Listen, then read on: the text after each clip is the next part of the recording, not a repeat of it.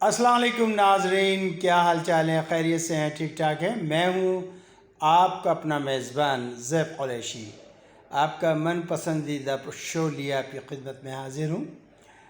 आज हम बात करेंगे कि इमरान ख़ान ने TRT यानी टर्किश टेलीविज़न को जो है एक इंटरव्यू दिया है और उसमें उन्होंने कहा है कि जी तहरीक तालिबान पाकिस्तान यानी TTP से हमारे मुज़ाकरात हो रहे हैं और उन मुज़ाकरात में जो है वो तालिबान जो हैं, अफ़गानिस्तान के जो तालिबान हैं वो हिस्सा ले रहे हैं और वो इन मुज़ाकरात को जो है करवा रहे हैं। इस सिलसिले में हम गुफ्तगू करेंगे और इसके अलावा थोड़ी सी गुफ्तगू हम करेंगे शहबाज शरीफ साहब के बारे में और एक दो मौज़ूआत और हैं। अगर वक्त मिला तो मैं ज़रूर करने की कोशिश करूँगा, वरना इसी पे इक्तिफ़ा करूँगा। इससे पहले कि बाकायदा आगाज़ कर दिया जाए, आपसे मेरी दरख्वास्त है कि प्लीज़ इसको सब्सक्राइब ज़रूर कर लीजिए, इस शो को, इस चैनल को सब्सक्राइब कर लीजिए, साथ ही साथ इसको शेयर कर दीजिए और लाइक ज़रूर किया करें। जब आप एक दफ़ा सब्सक्राइब कर लेंगे और बेल आइकन का बटन दबा देंगे तो मेरी जो भी वीडियो मैं यहाँ से डालूँगा वो सीधी ठक से आपके पास पहुँचेगी और आप उससे लुत्फ़ अंदोज़ हो सकेंगे, मालूमात हासिल कर सकेंगे वग़ैरह वग़ैरह। आज कराची में बारिश हुई है और आज ख़ारिश बहुत है, चूँकि पानी में बहुत ज़्यादा नहाया हूँ और आपको पता है कि जब बारिश में आप नहाते हैं तो फिर क्या होता है। यूके में जब हम नहाया करते थे तो माशाल्लाह कुछ ऐसे ही कुछ हिसाब किताब हुआ करता। एनीवे, चलते हैं अपनी बात की तरफ। आज TRT को इंटरव्यू देते हुए इमरान ख़ान साहब ने ये कहा कि जी मैं जंगो जदल का जो है कायल नहीं हूँ। मैंने सन 2002 में भी ये बात कही थी अमेरिकन्स को कि प्लीज़ लड़ाई से ना करें, मुज़ाकरात के ज़रिए बात कीजिए, जो भी आपके मसले मसाइल हैं उनको हल कीजिए और बातचीत के ज़रिए जो है इसका तमाम हल निकल आएगा। लेकिन उस वक्त जो जॉर्ज बुश साहब थे उन्होंने कहा था We smoke them out. We smoke them out. Crusade has begun. और ये क्या चीज़ है? ये पहाड़ों में रहने वाले, इनको तो हम मार देंगे, ख़त्म कर देंगे। We are the superpower.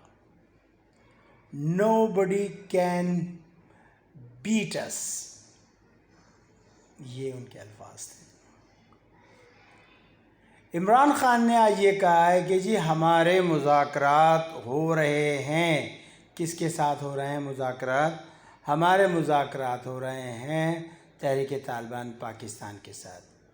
हम उन लोगों के साथ मुज़ाकरात कर रहे हैं जो हुकूमत पाकिस्तान की बालादस्ती को मानते हैं, जिनके इतने जराइम नहीं हैं, जो नज़रिए पाकिस्तान के हामी हैं, जो पाकिस्तान के वफ़ादार हैं, लेकिन किसी वजह से वो बहक गए थे, बिगड़ गए थे, तो हम उनसे मुज़ाकरात कर रहे हैं। हम उन लोगों को आम माफ़ी का ऐलान करते हैं जो अपने हथियार फेंक दें और हुकूमत से आके जो है मुआज़रत कर लें और आ जाएं। लेकिन किसी भी ऐसे शख्स को जो कि हिंदुस्तान का हवारी रहा हो, रॉ का हवारी रहा हो, उसका बचना ज़रा मुश्किल हो जाएगा। अब ये हुआ एक बात का सिलसिला।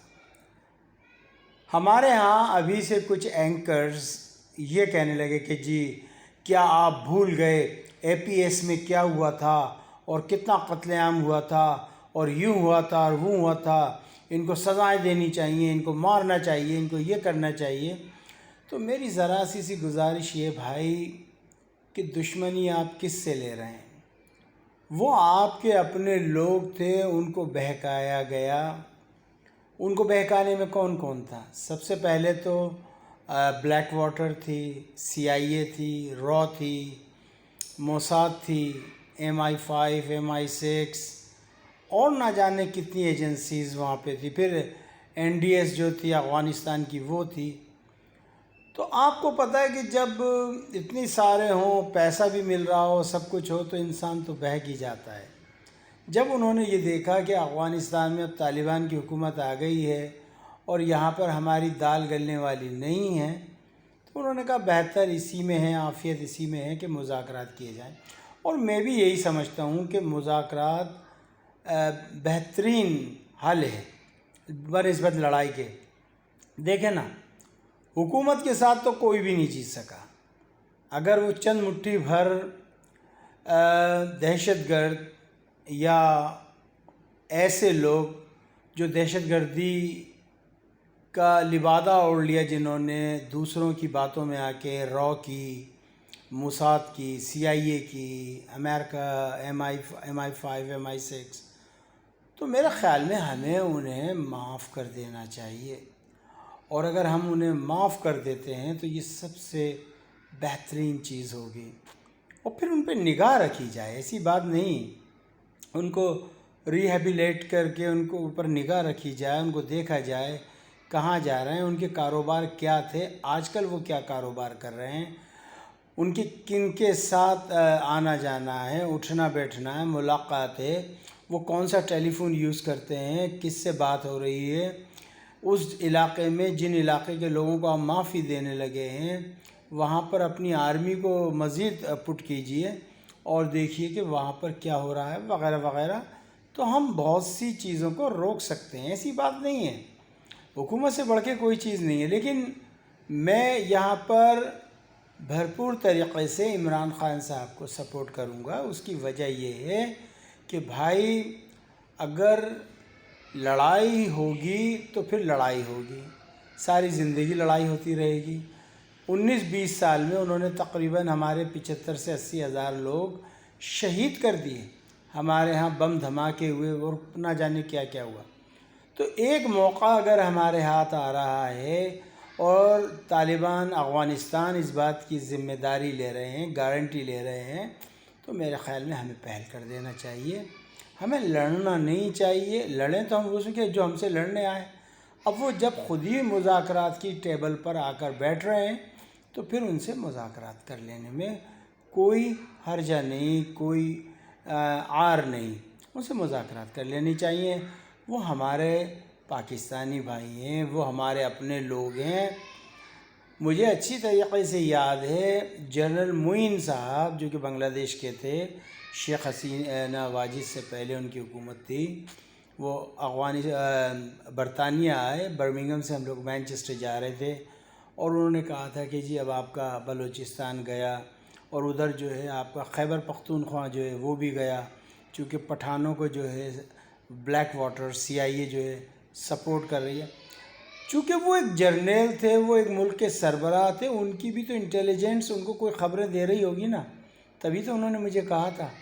اور اللہ ان کا بھلا کرے کہ انہوں نے جب مجھے کہا تو میں نے ان سے یہی کہا تھا کہ انشاءاللہ پاکستان سدا قائم رہنے کے لیے بنا ہے، اور انشاءاللہ سدا قائم رہے گا۔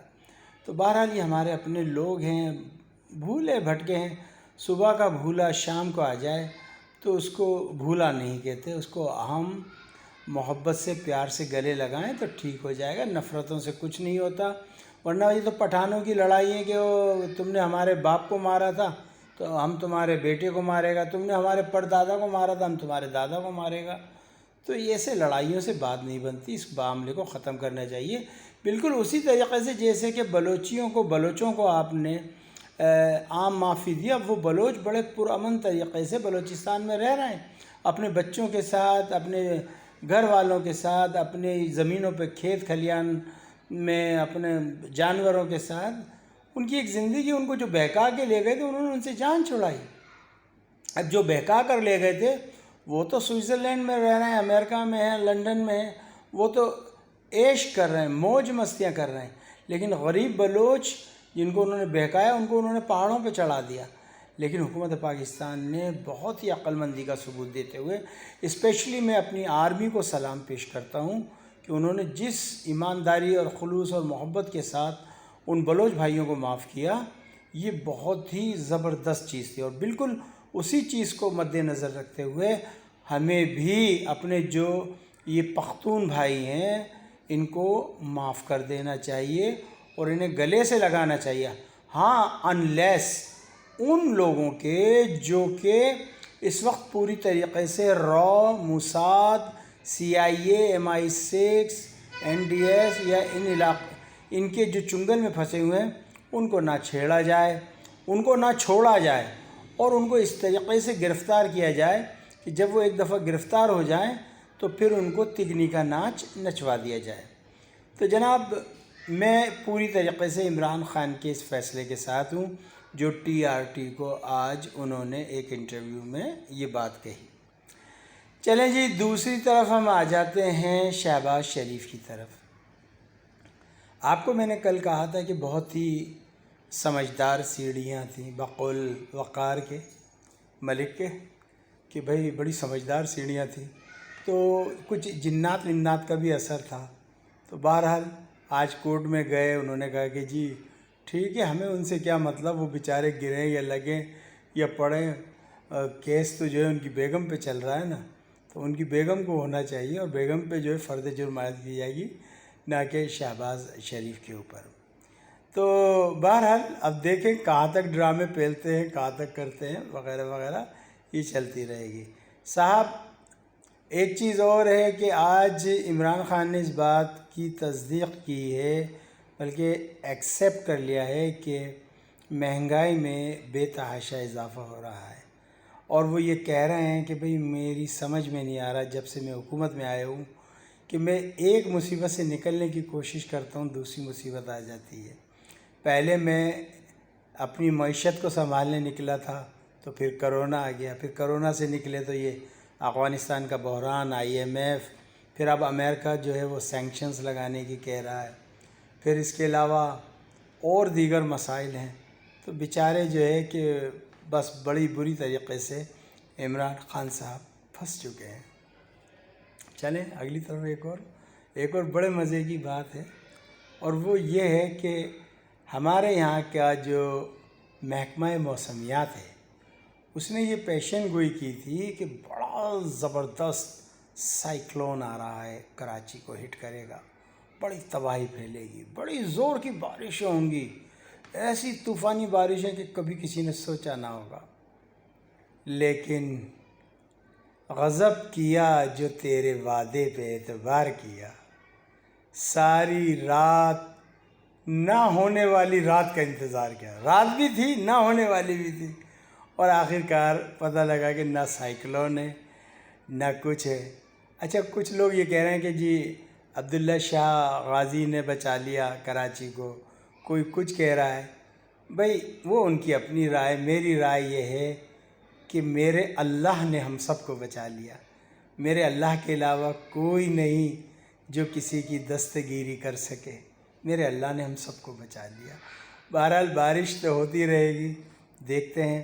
اسی پہ میں کہہ دوں کہ مجھے اچھی طریقے سے یاد ہے برطانیہ میں ایک مرتبہ 70s کی بات ہے، ہمارے ایک احمد علی انکل ہوا کرتے تھے، کراچی کے تھے، پیچھے ہندوستان میں راجستھان کوٹا بوندی کے تھے، انہوں نے مجھے یہ بات بتائی کہ بیٹا 70s کے اندر جو ہے محکمہ موسمیات برطانیہ نے اعلان کیا کہ جی کل بڑی زبردست سنو ہوگی، 7:05 پہ سنو ہوگی اور سارا دن رہے گی، اور انہوں نے بھائی سارا وہاں پہ جو ہے یہ جو بجری ہوتی ہے نمک کے ساتھ ملا کر یہ روڈوں پر پھینکی جاتی ہے، اس کو گریٹنگ کہتے ہیں وہاں پر، تو انہوں نے پھینک دی ادھر ادھر سب جگہ پھینک دی، لیکن پتہ لگا کہ نہ وہاں پر سنو تھی، نہ کچھ تھا، نہ کچھ۔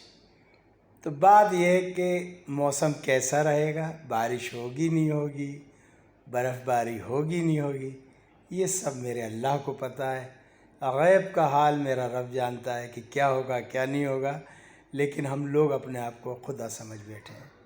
مجھے اجازت دیجیے گا، اپنا خیال رکھیے گا، آپ سے گزارش ہے کہ اس کو شیئر ضرور کیجیے گا، لائک کیجیے گا، اور میرے وہ دوست جو اس وقت مجھے مختلف چینلز پر دیکھ رہے ہیں وہ اس کو سبسکرائب ضرور کر لیجیے، چونکہ نیچے آپ دیکھ رہے ہیں یہ بٹن آ رہا ہوگا، اس کے اوپر آپ سبسکرائب کر لیجئے، شیئر کر دیجئے، لائک کر دیجئے، آپ کی بڑی مہربانی۔ مجھے اجازت دیجیے گا، اپنا خیال رکھیے گا۔